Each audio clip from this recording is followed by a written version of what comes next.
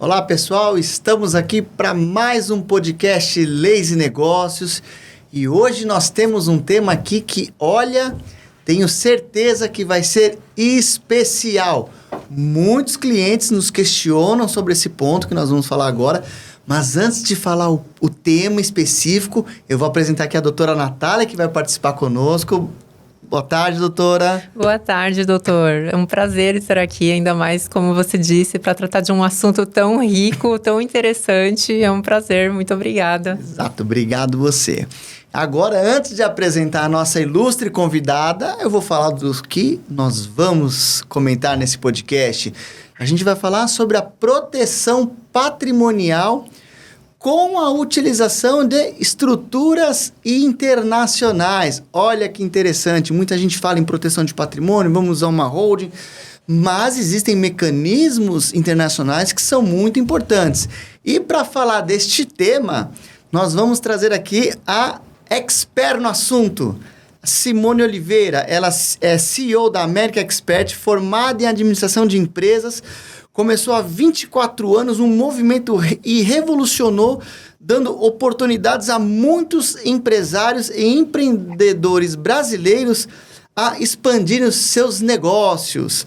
Ela é empresária, atua no ramo de consultoria para brasileiros desde o ano de 2000, sendo uma das mulheres que mais influenciaram e contribuíram com o desenvolvimento de negócios brasileiros nos Estados Unidos. Seja muito bem-vinda, Simone Oliveira. É um prazer estar aqui com você. Gratidão, doutor. Muito obrigada pelo convite. Para mim é um prazer estar aqui hoje com vocês para debater um tema tão comum e é muito importante que a gente possa realmente dar os caminhos, esclarecer aos nossos clientes sobre um assunto tão importante que envolve aí a parte política, econômica, tanto do Brasil, né? Então em outros lugares também. E eu me sinto honrada de estar aqui hoje, podendo contribuir com a minha expertise, né, como você bem colocou. Eu sou a CEO da empresa America Expert, eu atuo no ramo de ajudar brasileiros a internacionalizar seus negócios e a gente tem acumulado uma carteira bastante significativa ao longo desses 20 e poucos anos de empresa. E falando um pouquinho assim da minha história, como você bem colocou, eu comecei desbravando, né, esse caminho.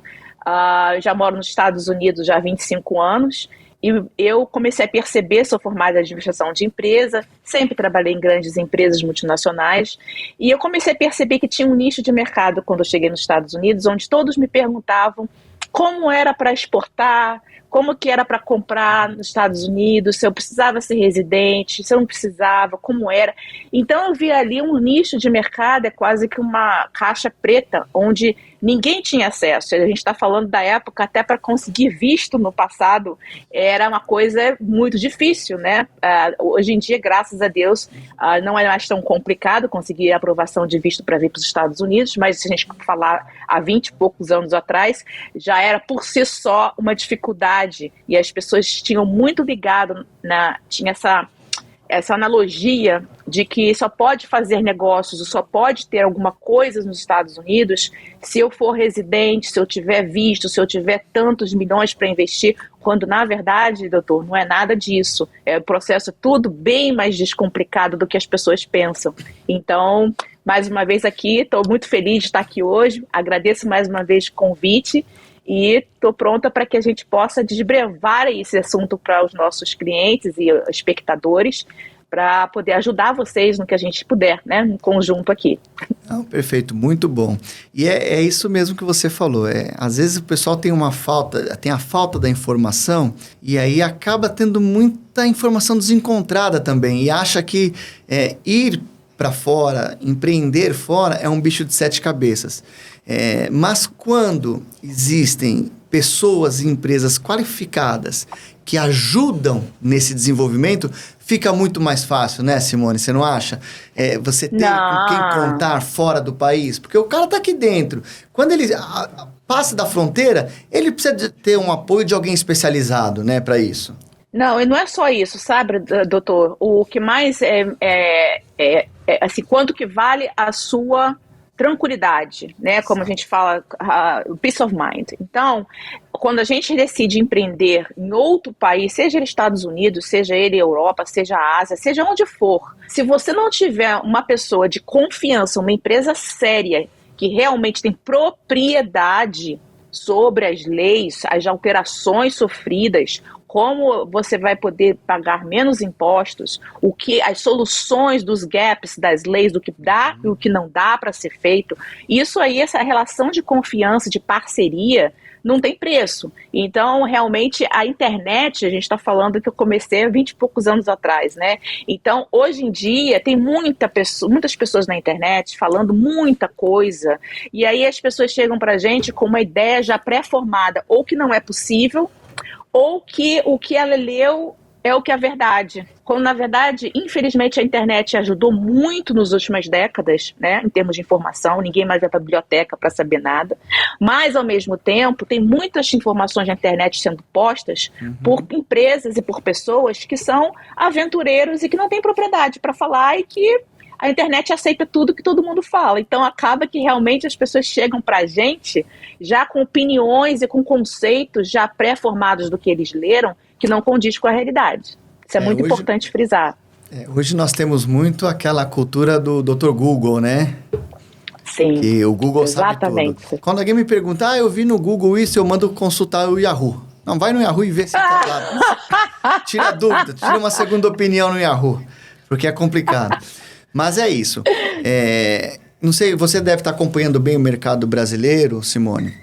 Sim, apesar de você estar um pouquinho distante da gente, não tão distante, né? 8 horinhas de voo apenas. Mas no Brasil, em 2024, houve uma crescente muito grande dos empresários procurando projetos de proteção patrimonial. E aí a doutora Natália está aqui, aumentou muito o volume, né, doutora? Foi, bastante. As pessoas estão com essa preocupação, né? Os empresários, eles demonstraram, ainda mais com o cenário que tem apresentado, é uma busca, é uma realidade agora. Exato. É algo que saiu dessa lenda, né? De algo muito distante. Exatamente. Aí tem a questão do imposto de herança, que querem aumentar o imposto de herança. Então, tudo isso vai convergindo naquela preocupação do empresário de realmente proteger o seu patrimônio.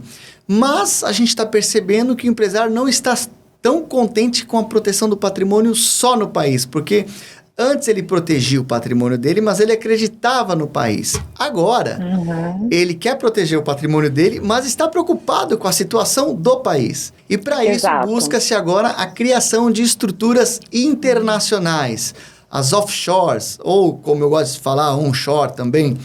Mas são estruturas que realmente podem, que muita gente ouve falar e que podem, de certa forma, ser um grande aliado nesse projeto de proteção patrimonial. Nesse sentido, Simone, como que você enxerga a criação de uma estrutura patrimonial fora do país? Você acha que realmente ela tem o condão de auxiliar o empresário nessa proteção? Sim, eu gostaria de começar essa análise, doutor, partindo do por que começou a ter esse volume todo, tá, de clientes e de pessoas interessadas, né? A gente sabe com a eleição, a situação política e econômica do Brasil, né, sem tomar partidos aqui de Lula ou de Bolsonaro, não estou me envolvendo com isso, assim como aqui nos Estados Unidos eu não me envolvo com Trump ou Biden ou o que for. A gente está falando sobre uma situação que está sendo gerada em função de uma instabilidade econômica e política que o Brasil vem sofrendo. Então, conforme você mesmo comentou, a proteção patrimonial, ela sempre existiu. Ela sempre existiu a partir de determinado nível de ativos que uma família tem, por exemplo, ou que um empresário tem, para pagar menos impostos, seja para proteger na hora de falecimento, seja para deixar para os herdeiros com idades corretas de como manusear todos os ativos de uma família, por isso que se cria-se uma holding. Então, todo esse movimento, a gente sabe que sempre existiu. Porém, agora veio com uma escala muito maior. Por quê? Porque não se confia mais no Brasil, como você mesmo colocou. Então, como não se confia mais no Brasil, tem que se levar para um próximo nível, que é o quê? Mais uma camada de proteção, onde fazendo a proteção da holding dentro do Brasil não se tornou mais suficiente. Você tem essa impressão também, não tem? Sim, com certeza, exatamente. Eu acho que hoje é importante, porque muita gente utiliza aquele termo blindagem patrimonial. Eu rechaço totalmente essa expressão blindagem patrimonial, porque o ordenamento jurídico brasileiro, ele não dá essa possibilidade de você fazer uma blindagem. E quando você utiliza uma estrutura internacional, é o que você disse, você está criando uma camada a mais. Então, você está aumentando o seu nível de proteção, vamos dizer assim, né? Então, Exatamente. eu acho extremamente eficiente isso. Exatamente. Então, hoje, a gente vê, vamos tentar entender aqui, é até importante eu trazer isso à tona, tá? Qual o perfil das pessoas que se interessam para ter uma proteção patrimonial, tá? Por quê? O que elas estão procurando evitar? Quais situações elas querem se proteger, né? Então, vamos começar, talvez, pelo o que gera a necessidade, né, para a gente poder ir caminhando na construção até a solução e os tipos de soluções existentes, né? E você falando da parte do Brasil e eu falando da parte dos Estados Unidos, tá? E outras jurisdições também. Então, o que eu vejo muito as pessoas trazerem ao longo desses anos para a gente é que o Brasil, ele tem muito processo trabalhista, tá? Então, os empresários, eles já sabem que eles têm um inimigo, vamos botar assim, que é a mão de obra. Então, a mão de obra, ele já sabe que pelo sistema do governo de CLT e tudo mais que existe no Brasil, vai trazer para eles perdas em relação a isso, né? Então, esse é uma proteção que eles querem evitar que aconteça, né? Outras, obviamente, qualquer outro tipo de processo que possa existir contra eles. Outra, separação, um casal que está casado e quer se proteger para que o determinada significante aí não queira ter acesso. Quarto, filhos. Os filhos talvez não tenham maturidade, mesmo na idade já de 18 anos, né, de estar absorvendo e gerenciando todo um patrimônio que foi conquistado, tá? E quarto, eu diria que é a preocupação do falecimento. O que acontece quando eu vier a falecer, como é que eu distribuo, como é que eu dou poderes para os meus herdeiros, ou não quero que sejam os herdeiros, enfim. Então tem um conjunto de ações, né, doutor, que você no Brasil, melhor do que ninguém, tem expertise para falar sobre isso. Que a primeira coisa que as pessoas têm que entender é que cada um tem uma necessidade diferente. Tem que ser feito um estudo para cada situação. Por quê? Não adianta você, não é receita de bolo para ninguém, nem para mim que estou aqui nos Estados Unidos, na hora que eu tenho que falar e dar um assessoramento para como que você vai conduzir, que tipo de empresa você vai abrir, etc. Assim, para vocês que estão no Brasil, né, doutora Natália, cada caso é um caso, cada situação é uma situação que a gente tem que fazer um diagnóstico inicial com o cliente para entender por que, o que está te levando a ter essa preocupação. E daí sim, a gente desenhar, né, que é o trabalho de vocês, essa estrutura. E aí vem o envolvimento de uma offshore internacional ou não, né? Então, falando agora sobre a parte de trazer uma offshore internacional, existem diversas vantagens. Por quê?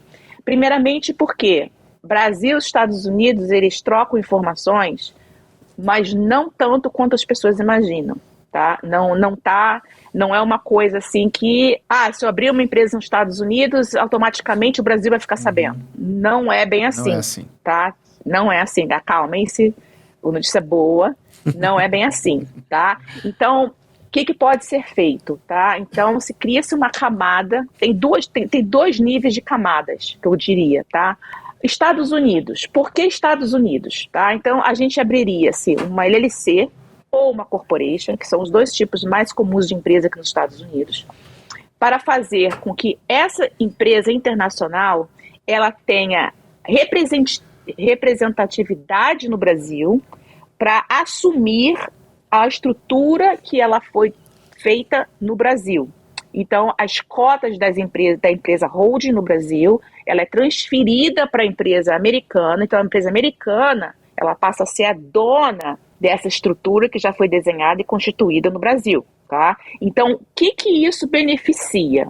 Bom, obviamente, na hora que alguém colocar você na justiça, vai ter que vir nos Estados Unidos para achar quem é o responsável. Então, aí a gente tem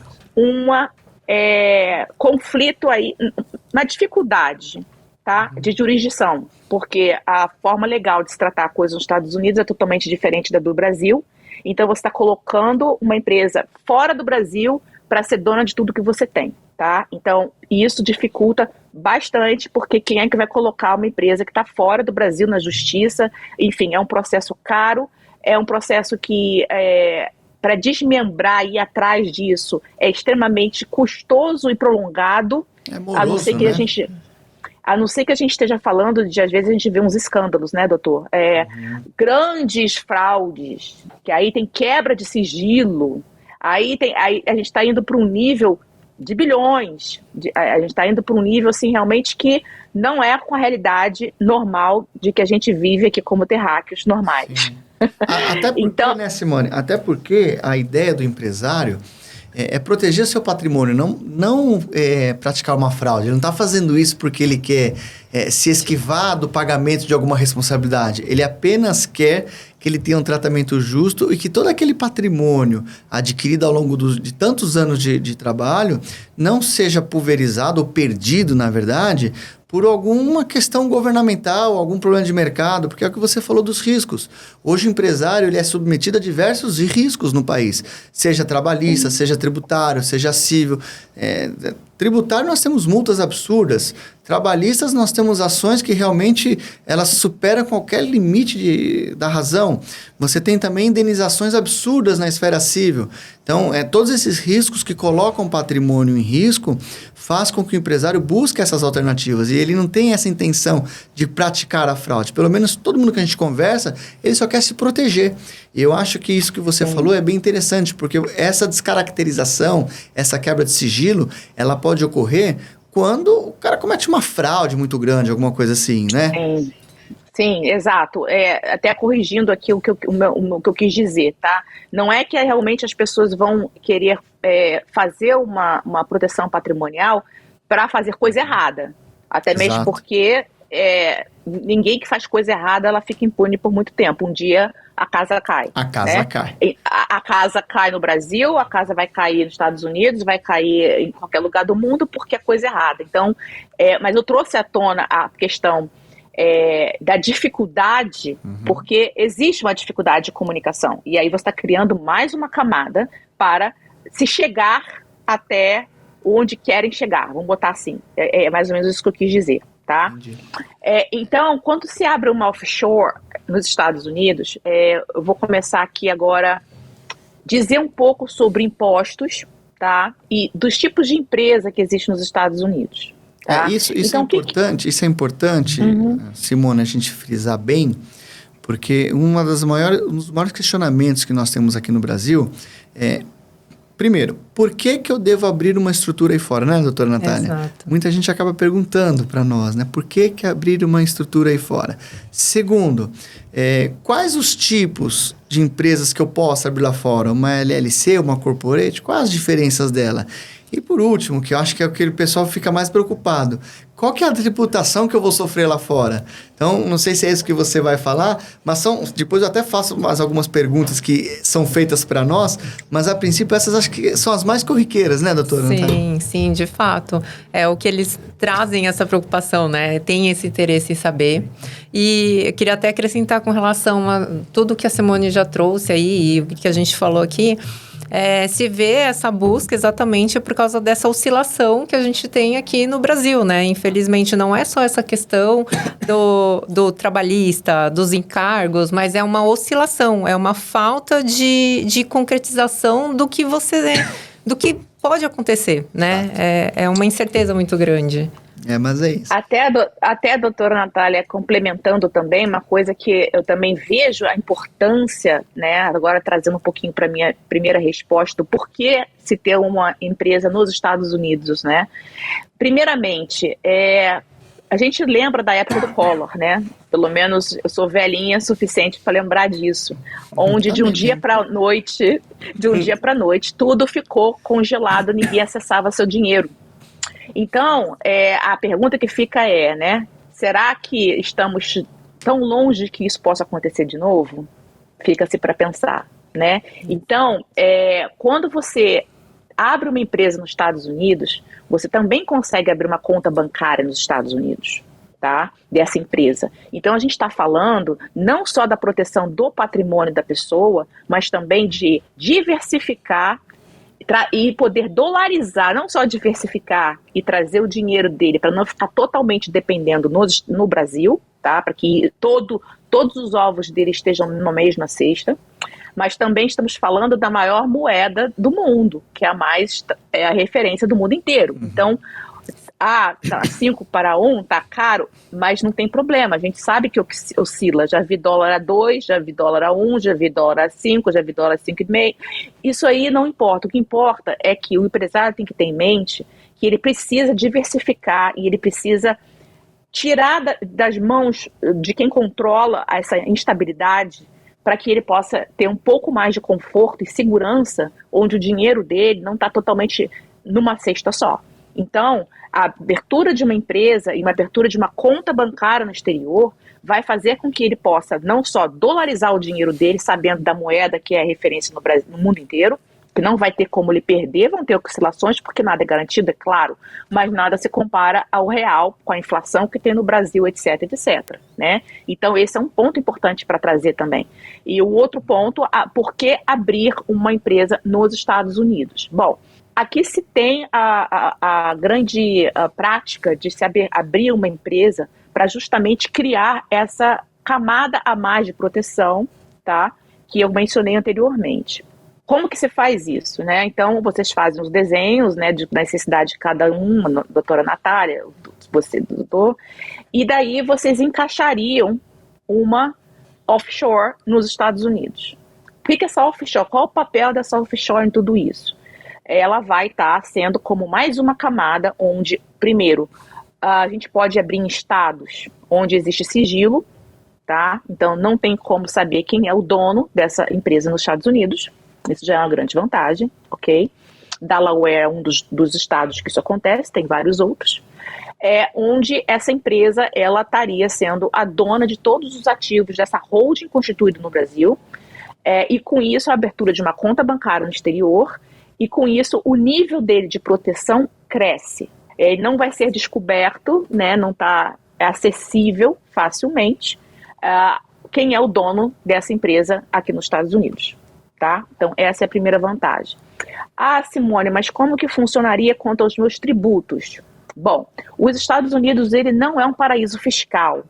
É importante citar que nos Estados Unidos tem dois tipos de empresa, a LLC e uma corporation, que eu vou explicar daqui a pouco a diferença de uma para outra.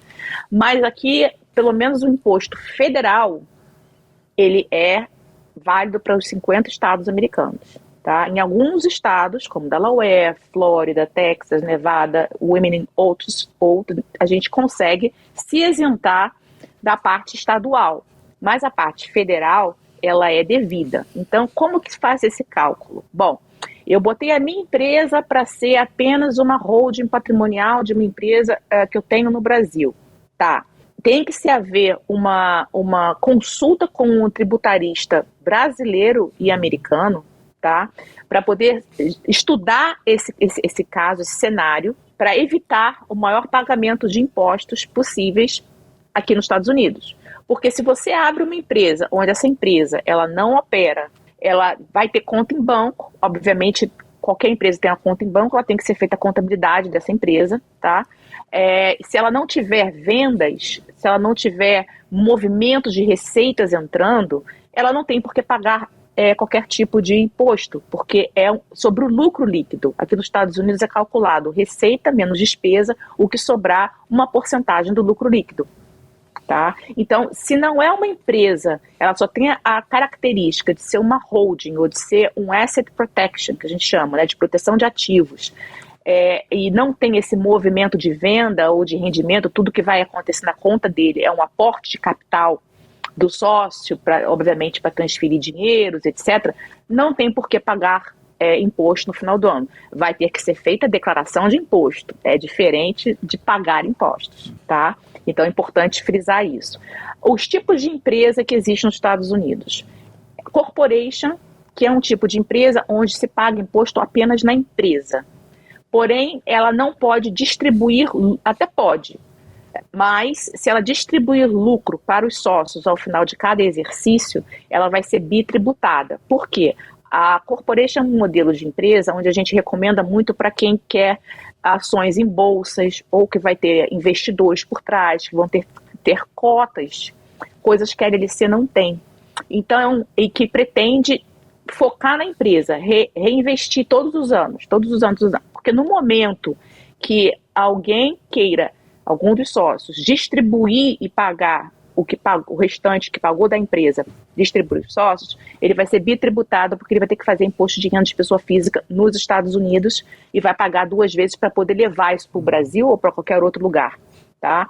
Então, a corporation ela é uma empresa indicada para quem quer apenas operar, ter acionistas, quer abrir cotas, não quer distribuir lucro, enfim. E outro ponto importante, a corporation, ela é fixo o valor dela de tabela de pagamento de imposto. Por exemplo, federal é 21%. Então, com empresas que a gente vê nesse molde e que imaginam que elas vão ter como lucro $500 mil, $1 milhão por ano, ao invés de pagar 37,5%, se fosse uma LLC que é pura na pessoa física, dependendo do caso, é mais vantajoso que ela faça uma corporation. Então, como eu falei, é de caso para caso que a gente estuda, mas o mais que se tornou mais famoso para a proteção de patrimônio é a LLC. Por quê? Porque a LLC ela é um pass-through. O que é isso?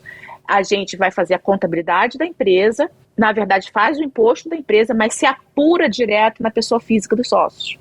Então não existe bitributação, você pode distribuir o lucro, a pessoa física é a pessoa que vai pagar, pagou, acabou. Você pode fazer o que quiser com aquele dinheiro e não vai ser tributado novamente, tá?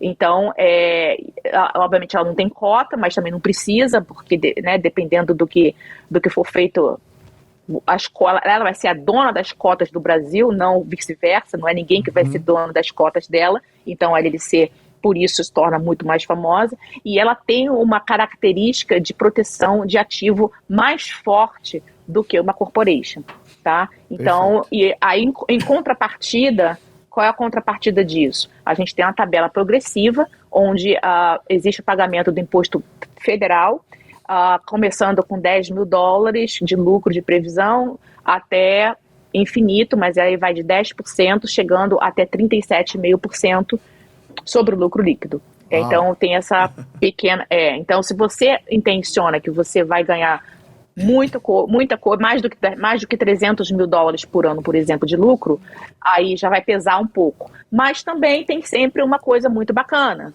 que a gente pode abrir uma LLC e responder tributalmente por uma corporation ou vice-versa. Abrir uma corporation que responde como uma LLC a parte tributária, tá? E eu queria trazer à tona também, doutor, uma coisa muito importante, que eu acho que a gente tem que esclarecer aos nossos espectadores aqui. A coisa da offshore, pelo princípio da palavra, ela é uma empresa constituída fora, porém, num paraíso fiscal. Sim. Então, como eu acabei de falar, os Estados Unidos ele não é um paraíso fiscal. Obviamente, ela vai se tornar mais fácil. Por quê? Porque nos Estados Unidos é mais fácil abrir uma conta bancária, porque os Estados Unidos está mais fácil porque você pode pegar um avião e vir a qualquer momento, porque tem o dólar, porque vários motivos para se fazer nos Estados Unidos. Porém, existem as outras opções de paraísos fiscais. E aí eu vou agora dissertar um pouquinho sobre isso, porque se criou uma impressão errônea, achando que tudo é offshore e que é Estados Unidos, então tem que ter essa diferença, tá? Paraísos fiscais, tá? São determinadas jurisdições de determinados países onde o governo atribuiu para incentivar o investimento, tá, de estrangeiros naquela localização. Eles fazem com que eles abram empresa lá e não pagar impostos. Ok? Então, quais são exemplos de jurisdições que estamos falando? Ilhas Virgens é uma delas, Neves é outra, Ilhas Caimã, Bahamas, Panamá, por aí vai. Quais são as restrições e quais são as vantagens dessas empresas? Bom, se você não tem a vontade de dolarizar ou de mandar dinheiro e diversificar, você quer apenas ter uma empresa onde o acesso ainda é mais difícil do que os Estados Unidos, porque né? E você só quer ter o nome da empresa para ter as cotas, e você não se importa que nunca vai lá para ver, etc, etc. Offshore em outros lugares são perfeitamente cabíveis. Então, tem situações de clientes que eles querem realmente brindar o nome deles, fato. Então, o que acontece? Muitos abrem até faz a tripla camada. Eles fazem uma estrutura no Brasil, abre-se uma empresa americana para ter a conta bancária e ser a dona disso, e faz com que a dona dessa LLC seja uma empresa em outra jurisdição, um paraíso fiscal. Um paraíso fiscal. Inclusive, Simone, esse tipo de estrutura é uma estrutura que muita gente questiona sobre o custo de fazer isso, porque o pessoal entende que quando você cria uma estrutura brasileira, depois uma estrutura americana e depois ainda uma estrutura num paraíso fiscal, o pessoal entende que para que você monte uma estrutura dessa magnitude, é necessário que o montante do patrimônio a ser protegido seja algo exorbitante, o que não é verdade, né? Não. É uma estrutura que traria, em tese, uma segurança maior e que não é tão distante fora da realidade. Né? Exato. Isso. Não, a gente está falando, só para você ter uma ideia básica, a abertura da empresa nos Estados Unidos, $1.000 e poucos. A abertura de uma empresa offshore em paraíso fiscal, $3.000. E tem o custo de manutenção dela anual, que a gente vai botar aí em torno de $2.500. Anual, entendeu? Né? Então, assim, anual. Então, se você parar para pensar, não é nada exorbitante para proteção que isso vai... Para proteger um patrimônio? Então, a gente pode até me aventuraria dizer que para quem tem pelo menos aí seus 1 milhão, 2 milhões de reais no Brasil, eu acho que já não sei com isso eu estou errada, mas um bom candidato, vamos botar assim, para pelo menos começar com uma estrutura mesmo nos Estados Unidos e depois ir aumentando. Outra coisa importantíssima também citar, doutor, é que existem casos de fundações, por exemplo, que são constituídas nesses paraísos fiscais, onde você faz testamento amarrado com isso, você dá poderes, por exemplo, para seus filhos a tocarem em tudo que você tem a partir de tal idade, 25, 30 anos, seja o que for. Então, tem umas coisas muito interessantes de caso para caso, tá? Que pode ser feita. Tem outra situação muito interessante. Simone, eu não quero que o meu nome apareça como sendo o dono. Então, a gente imagina uma cascatinha. Aqui tem a empresa do Brasil, depois tem a empresa LLC, depois tem a empresa offshore, que é o final da linha, que é a dona de tudo. Ainda tem mais uma proteção, porque tem a possibilidade da empresa offshore não ter você como nome final. Você pode contratar, a gente chama de shareholder nominee. Então, eles botam o nome de outra pessoa e aí acabou. Aí tá protegido de vez. E como que ficam os poderes de administração quando eu coloco uma outra pessoa numa empresa dessa, Simone? Tem limitações que você, juntamente com a gente, né, com os nossos parceiros, você vai delinear o que você quer, o que você não quer. Então, por exemplo, assinar pela empresa, essa pessoa pode assinar até aqui. Até ali sou eu, ou Entendi. Eu vou determinar que seja outra pessoa, ou são os meus filhos, eles podem participar, ou, enfim, cada necessidade é uma necessidade, é como eu falei no início, é que nem um médico, você vai com uma dor, né, seja ela qual for, e aí, de tempo, vamos examinar e vamos ver o que é melhor naquela conjectura, até que ponto se precisa, porque tem clientes que chegam pra gente e falam, não me importo de aparecer meu nome, não. Tudo bem. Outros falam, não, eu quero uma estrutura forte, porque eu tô me divorciando, eu quero que... Enfim, tem de tudo. Eu quero uma estrutura forte, porque eu não confio nos meus filhos e eu não quero que eles gastem, eu sei que eles vão torrar, eu estou preocupado com eu falecer, como é que funciona, enfim, tem diversas formas que tudo é feito através de agreements, né, de contratos de administração. Exato. Dessa empresa para delinear até que ponto esses shareholders, né, que são nomeados, podem interferir, em que eles interferem, como que faz se o dono vier a falecer, como é que é feita já. Então tudo já fica preparado, Sim. Tudo fica bem organizado, já contando com possíveis situações, né? Quem vai ser o beneficiário, enfim. Então essa é a grande pegada, assim, que as pessoas realmente não entendem do porquê, e eu espero que eu tenha conseguido aí elucidar as possibilidades e os níveis, né, e do porquê que se você para e protege no Brasil, você ainda está à mercê de muitas outras situações. Sim, você não fechou todas as lacunas, né? Você ainda tem alguns pontos que têm que ser revistos. O mais importante de dizer também, Simone, não sei se você vai concordar comigo, é que nas estruturas que já foram criadas, nessa sistemática que você colocou para nós agora, que já foram criadas várias estruturas, inclusive já fizemos algumas juntos, todas funcionam muito bem, né? Então, não teve aquela estrutura que a pessoa se arrependeu, não era bem isso que eu queria. Não. Muito pelo contrário, né? As pessoas que ainda estavam reticentes a fazer uma estrutura dessa, questionam por que não fez antes. Então, acho que isso é um ponto que o empresário tem que ter muita ciência, porque por mais que possa parecer uma estrutura complexa, é uma estrutura muito simples e é uma estrutura que traz uma segurança muito grande, ainda mais num cenário que nós vivemos no Brasil. Não de agora, mas de tantos anos, né? Eu acho que o Brasil sempre teve esse cenário um pouco caótico, vamos dizer assim, né? Então, é importante. Agora, Simone... Deixa eu só fazer um adendo ao que você colocou. Você manda aqui. Doutor, imagina! Você é um querido. Na verdade, o que eu percebo, e eu acho que como seres humanos, tá, e a gente precisa abordar isso também, tudo que é novo causa desconfiança.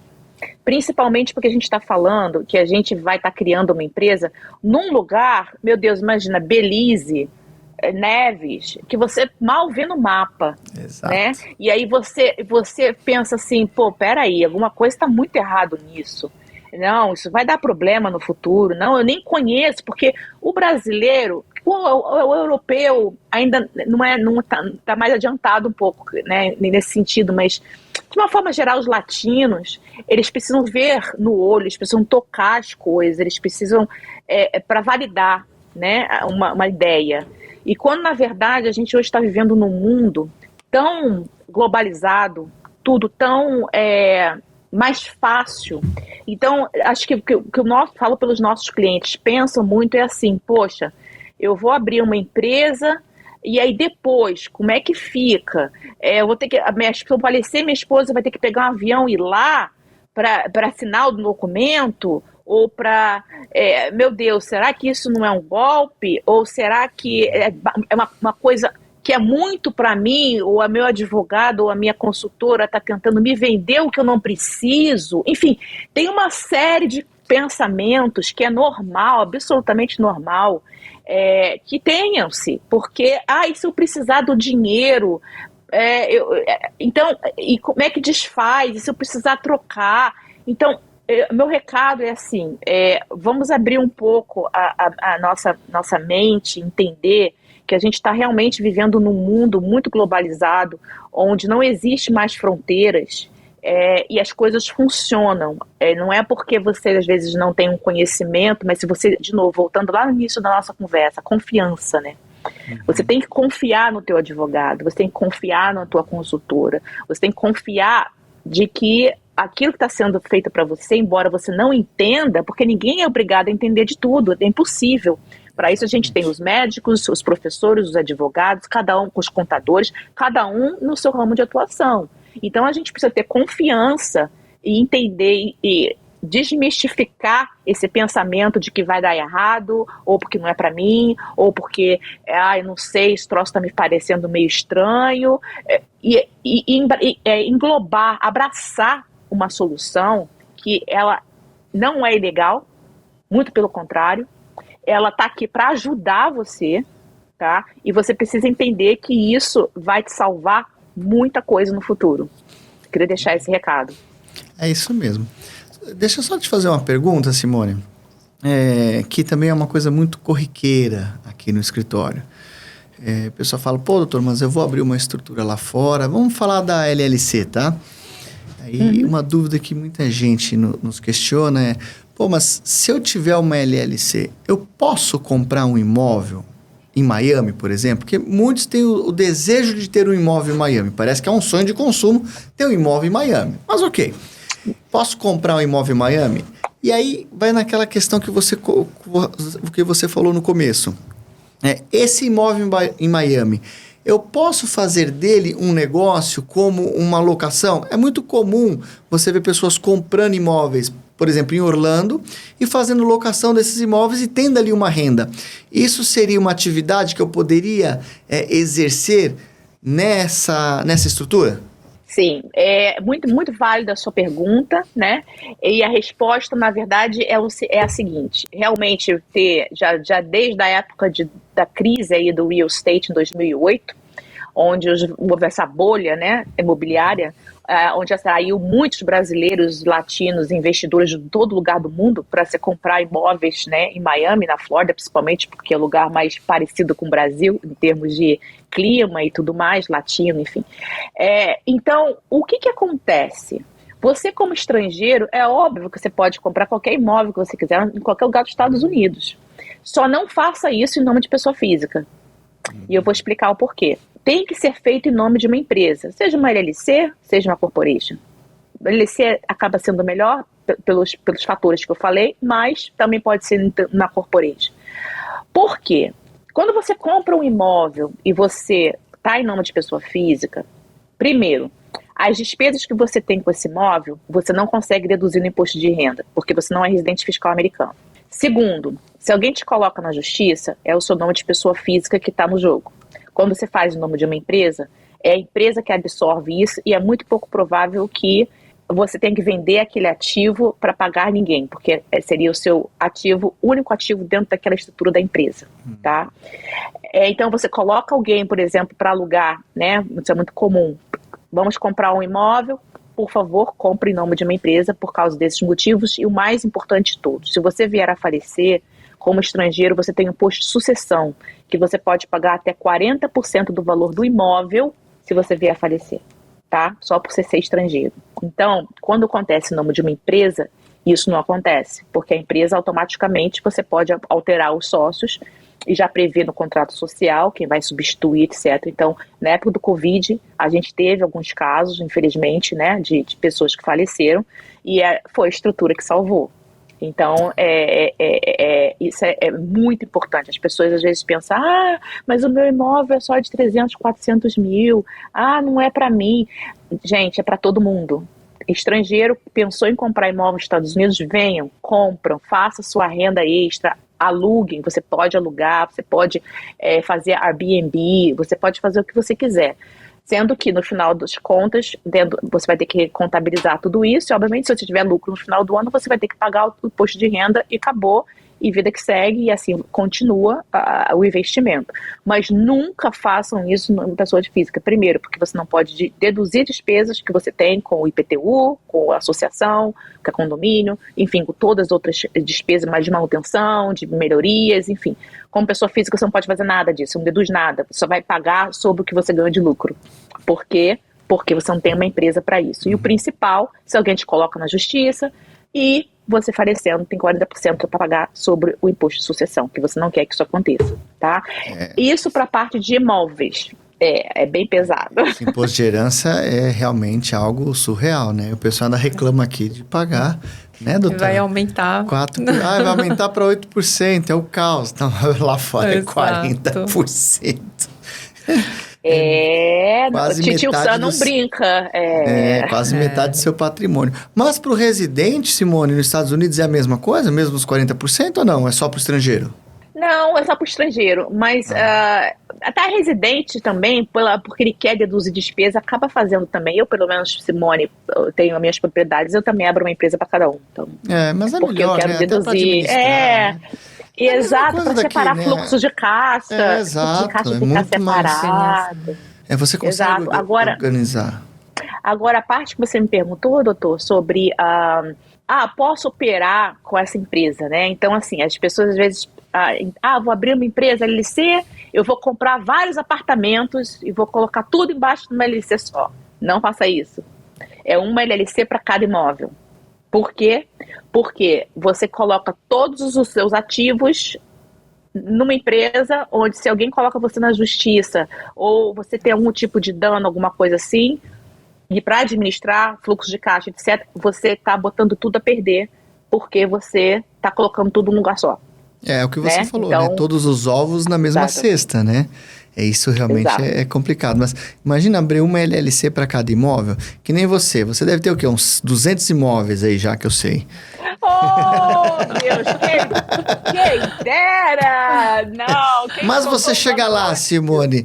Você chega lá. Já te conheço há bastante tempo. Eu tenho certeza que você vai chegar lá. Sua história, sua trajetória fala isso. Então, é questão de tempo. Tá com 199. Ela é modesta. Olha! Não, só tem duas. Mas Simone, olha só. Para cada um. Tá certo. Olha só, vamos imaginar o seguinte ponto agora, que o cliente também pergunta bastante. Ele tem uma indústria de aço aqui no Brasil, ele está montando toda essa estrutura, mas ele tem o desejo, a vontade de criar também a estrutura de aço dele, uma empresa aí nos Estados Unidos. Ele pode fazer isso com essa estrutura que a gente está criando e melhor, agora a melhor parte, que muita gente questiona, é necessário fazer um estudo de mercado? Por exemplo, eu vendo brigadeiro. Eu quero fazer um estudo de mercado antes de levar a minha empresa de brigadeiro para lá, porque eu quero saber se existe aderência, se existe demanda para mim. Então, são perguntas que infelizmente eu não consigo responder, mas eu tenho certeza que você pode nos ajudar e quem está assistindo, muitas pessoas que estão assistindo esse podcast, com certeza tem essas dúvidas. Então, sim, o que você acha? O cara quer empreender aí de qualquer forma. Eu sou uma pessoa que eu quero montar alguma coisa aí fora. Eu quero montar alguma coisa aí. Então, você vai, lógico, você que vai me estruturar para mim, você tá de brincadeira. Tá? Óbvio. São coisas que o pessoal pergunta e há esse desejo, né? Porque o mercado americano é um mercado sensacional, a gente sabe disso. Mas talvez não seja para todos os segmentos, né? Deve ter alguma coisinha que, isso para cá, para o brasileiro não é bom. Então, essa consultoria, como que você enxerga isso hoje para o empresário brasileiro? Então, eu tenho até uma consultoria que eu faço, tá? Eu pessoalmente, porque pela bagagem adquirida durante todo esse tempo, e realmente essa é a parte que mais me fascina como empresária, realmente ter o olhar clínico de uma ideia e poder ter o privilégio de poder ajudar um empresário a dar uma realidade, um senso de realidade para ele e dizer para ele como seguir e o que deve ser ajustado, ou se é válida a ideia dele, eu chamo de estudo de viabilidade, ou não, tá? Então, muitas vezes, o exemplo do brigadeiro, né? As pessoas, às vezes, estão no Brasil, na parte do Nordeste, por exemplo, tem a coisa do cupuaçu, tem a coisa do açaí, tem a coisa, né? Todos esses produtos muito bons, né? Muito regionais nossos do Brasil, que às vezes um gringo aqui ou ali experimentou, achou uma delícia e aí já estimulou a pessoa, a castanha do Pará, já estimulou aquele pequeno empresário a trazer para os Estados Unidos porque ele ia bombar. Então, esse tipo de história eu conheço desde que eu comecei, desde que eu vim para os Estados Unidos, né? Quando eu comecei a abrir a Boneca Expert. E o que as pessoas têm que entender é o seguinte: a gente, quando abre um negócio no exterior, a gente tem que ter um olhar básico, tá? Eu sei que muitas vezes, para quem está no dia a dia, no operacional, não tem essa visão do mercado ou do que necessita para um negócio dar certo. né? Então, para isso que tem aí os advogados, enfim, os consultores, para dar esse senso, esse norte, para não perder dinheiro. Porque, eu vou dar só um exemplo, grandes cadeias de restaurantes brasileiras, como Coco Bambu, como Girafas, como Porcão e muitas outras, vieram para os Estados Unidos, investiram muito dinheiro e depois de um tempo fecharam as portas e perderam tudo que investiram. Aí eu pergunto para você, por que isso? Porque uma ideia pode ser muito boa, só que ela tem que ter em mente quem é que vai consumir o produto dele, quem é que vai, quanto que estão dispostos a pagar e quanto que você, como empresário, está disposto a adaptar para o mercado local. Então, a gente tem que, sim, fazer um estudo de pesquisa para entender o valor praticado, quais são as licenças necessárias, quais são os obstáculos que você vai, quais são os custos fixos, o que você vai ter que adequar, enfim, o quanto que você vai ter que investir para aquilo, quanto que você vai ter de retorno, fazer o ROI. Então, tem toda uma estrutura. Tem um cliente nosso que deu muito certo, que ele fez venda de sushi por peso. Então, foi uma ideia super inovadora, está falando isso já há uns 15 anos atrás, e que a gente fez todo esse trabalho de pesquisa de mercado para ele. Tem a outra cliente também que faz queratina, produtos de cabelo muito famosos entre as mulheres no Brasil, ela já está nos Estados Unidos também, a gente que fez todo esse trabalho. Enfim, a gente tem tem carinha pintadinha, a gente tem diversos aí exemplos para dar. Mas o primeiro ponto, doutor, é que eu vejo que é um impedimento é a pessoa não atribuir a essa pesquisa de mercado o valor que ela tem. Ela acha que porque ela já conhece o mercado no Brasil, que é só replicar o que está no Brasil, que vai dar certo, ela tem que entender que começar é como se estivesse começando do zero, e num local diferente, com costumes diferentes, com gente de vários lugares do mundo. Então, tem que se tomar cuidado antes de se aventurar, mas alguns se aventuram, querem abrir empresa, a gente abre, e aí começam por si só o trabalho de campo, que eles chamam, e aí não tem nada que a gente possa fazer, né, se essa for a opção do cliente. Mas até no Brasil isso é complicado, porque muitas vezes você tem um negócio, por exemplo, em São Paulo, que você quer levar para o norte ou no nordeste, ele não vai vingar, porque você não adaptou aquele negócio que você tem aqui à cultura nordestina e vice-versa. Muitas vezes produtos nordestinos não se adaptam para o pessoal de São Paulo, do Rio Grande do Sul. Então, essa questão cultural, ela é muito importante. E o que você falou, Simone, realmente é correto. Você tem que adaptar aquele produto. O Coco Bambu é um exemplo disso, né? Porque você tem grandes redes nos Estados Unidos que são muito fortes. O Coco Bambu, na minha opinião, é uma rede muito forte. Mas se ela não deu certo nos Estados Unidos, não é pela qualidade dela, porque qualidade ela tem. Talvez ela não se preparou adequadamente para atender aquela demanda específica e ela não estava preparada para poder reformular os seus produtos para o consumo americano. E aí que esse estudo de viabilidade, esse business plan, ele é importantíssimo. Claro, ver a concorrência também, né? Não, e não é só isso. Eu acho que existe aí um pouco assim de vaidade, de outras coisas envolvidas, que eu acho que a gente tem que desmistificar e ressignificar algumas coisas quando a gente pensa em ganhar outros horizontes, né? Então, ouvir o cliente. Existem técnicas que a gente faz que não tem como dar errado, porque se você está disposto a ouvir o teu cliente, e você está disposto a fazer degustação, e você está disposto a fazer... Mas para isso você precisa o quê? Se desarmar e entender que você está recomeçando naquele local. Eu acho que esse é o ponto mais importante que o empresário precisa absorver e não achar que tem alguém querendo te mandar ou te dizer o que está errado. A gente não está aqui para isso. A gente é uma equipe, a gente quer o teu sucesso no final das contas. A gente está aqui para bater palma e para vibrar junto com você, senão tudo perderia o sentido.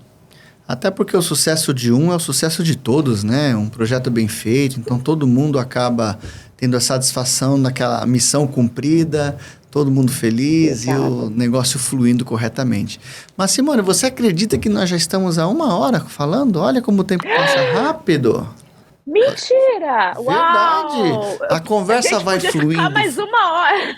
Tem assunto para mais 2 horas, 3 horas aqui.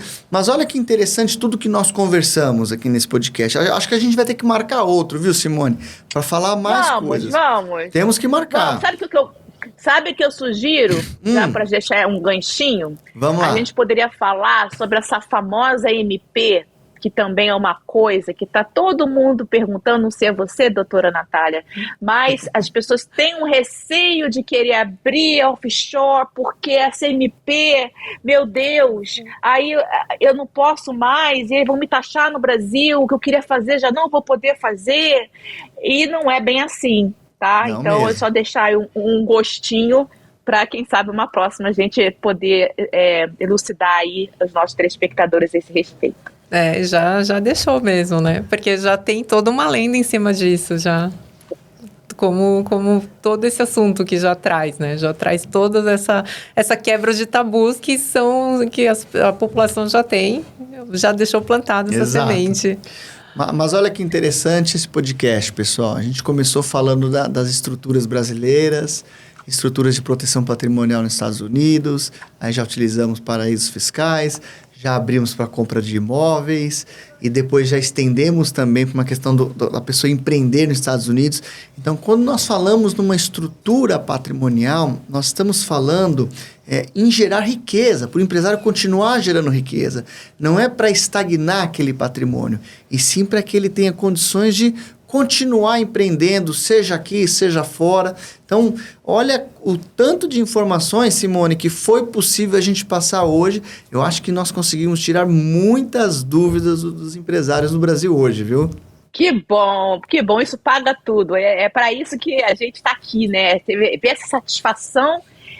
Não tem nada mais prazeroso do que a gente ouvir no final de uma consulta: nossa, muito obrigada, como você me ajudou, eu tinha uma ideia completamente diferente de tudo, né? Eu acho que isso não tem preço, e eu fico assim, realmente lisonjeada de estar aqui com vocês hoje, de poder fazer parte disso, e me coloco à disposição para a gente poder marcar um outro bate-papo. Se alguém tiver dúvidas e quiser, obviamente, entrar em contato com a gente vai ficar muito feliz em ajudar. Mesma coisa, você já sabe, doutora, a gente indica aí clientes sempre para fazer a parte Brasil, né, dessa estrutura toda, porque afinal de contas, 90% dos nossos clientes, a gente trabalha com clientes que estão no Brasil, então, na verdade, a nossa parceria é essa, né? Eu atendendo lá dos Estados Unidos e outros lugares, outros países, e vocês atendendo a parte Brasil, e juntos a gente vai formar, já formamos uma parceria e estamos aqui para poder ajudar todos que tiverem qualquer tipo de dúvida. Depois que eu assistir essa 1 hora que voou, a gente vai estar aqui para ajudar, tá bom? Perfeito. Simone, se alguém tiver alguma dúvida e quiser entrar em contato com você, como que o pessoal pode fazer? Você quer deixar um e-mail, um telefone, alguma coisa para o pessoal entrar em contato? Claro. Nosso departamento comercial, que o e-mail é sales, SALES, USA@americaexpert.com.